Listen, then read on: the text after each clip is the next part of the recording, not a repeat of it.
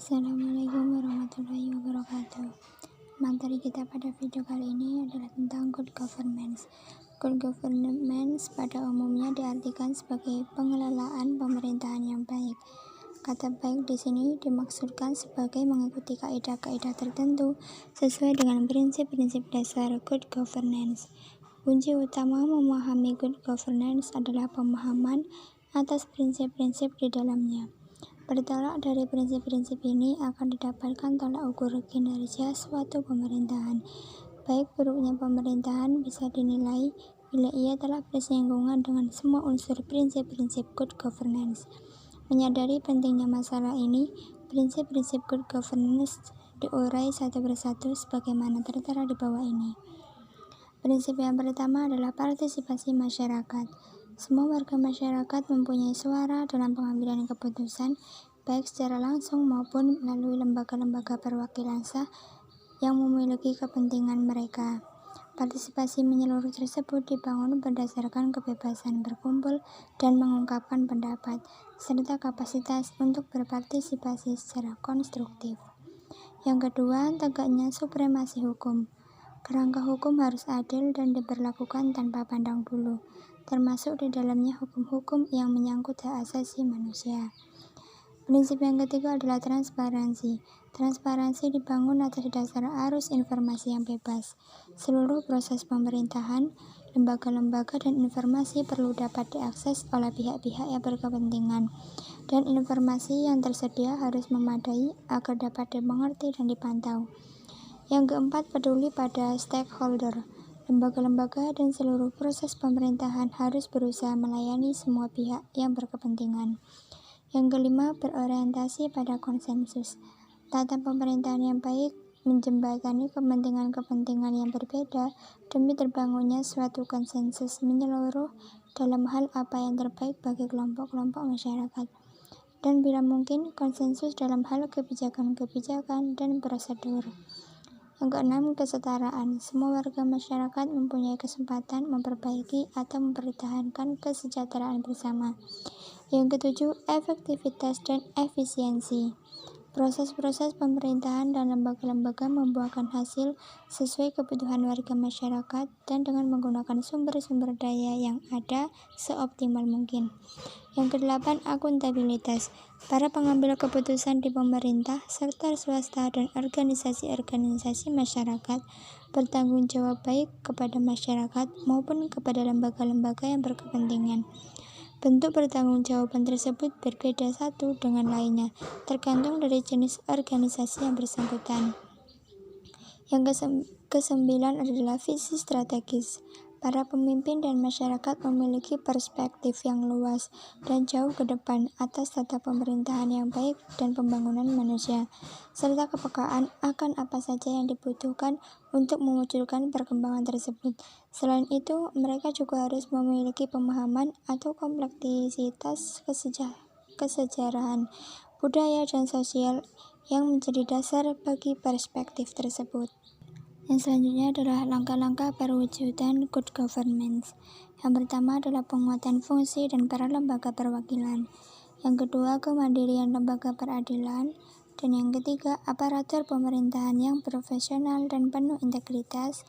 Yang keempat, masyarakat madani yang kuat dan partisipasif.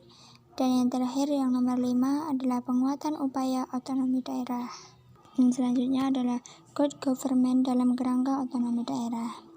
Otonomi daerah termasuk pemekaran mempunyai tujuan untuk meningkatkan pelayanan publik dengan mendekatkan akses pelayanan publik kepada rakyat dan rentang kendali atau span of control birokrasi pemerintahan lokal.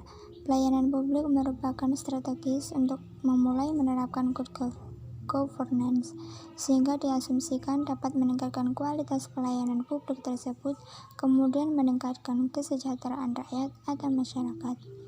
Satu logika sederhana, dengan dimilikinya kewenangan mengatur atau mengelola pemerintahan sendiri dan mengelola keuangan daerah sendiri, serta dengan makin nekatnya akses pelayanan publik dan rentang kendali pemerintahan, maka segala kegiatan pemerintahan daerah dimaksudkan agar semakin bersentuhan langsung dengan pemenuhan hak dasar rakyat atau masyarakat menuju peningkatan kesejahteraan.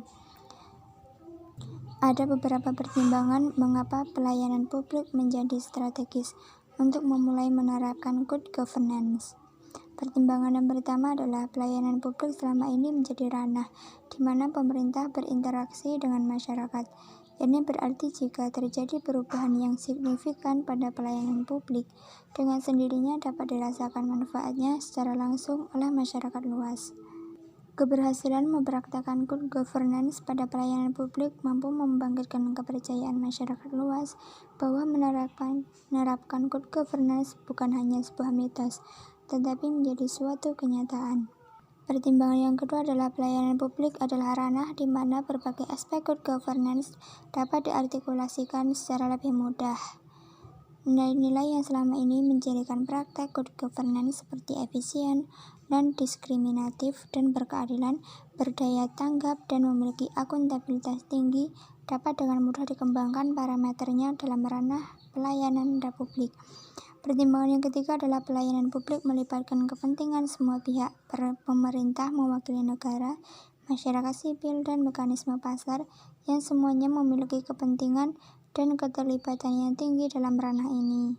Tujuan mulia untuk menciptakan kesejahteraan pada daerah otonomi senyatanya secara faktual masih belum menunjukkan hasil yang optimal. Beberapa kasus membuktikan bahwa ternyata selama perjalanannya, otonomi daerah termasuk pemekaran daerah sebagai solusi untuk peningkatan kesejahteraan dan peningkatan kualitas pelayanan tidak terlalu signifikan menunjukkan dampak terhadap perubahan taraf kehidupan masyarakat. Secara politik, rakyat dimanipulir aspirasinya demi, oleh, dan untuk kepentingan elit daerah.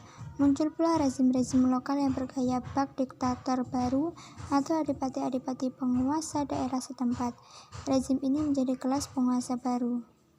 Untuk mewujudkan peningkatan kesejahteraan masyarakat dalam otonomi daerah perlu 3 pendekatan yang harus dilakukan sekaligus.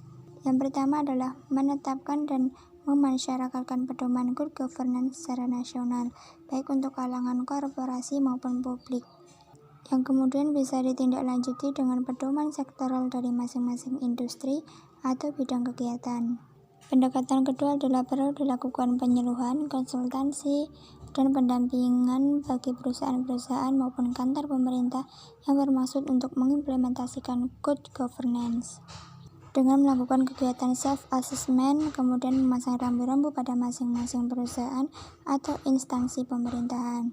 Pendekatan yang ketiga adalah dengan memperbanyak agen-agen berubah dengan mengembangkan semacam sertifikasi bagi direktur dan komisaris, bagi perusahaan-perusahaan, serta bagi pejabat-pejabat publik. Sekian penjelasan dari saya. Bila terdapat kesalahan dalam pengucapan, saya memohon maaf. Wassalamualaikum warahmatullahi wabarakatuh.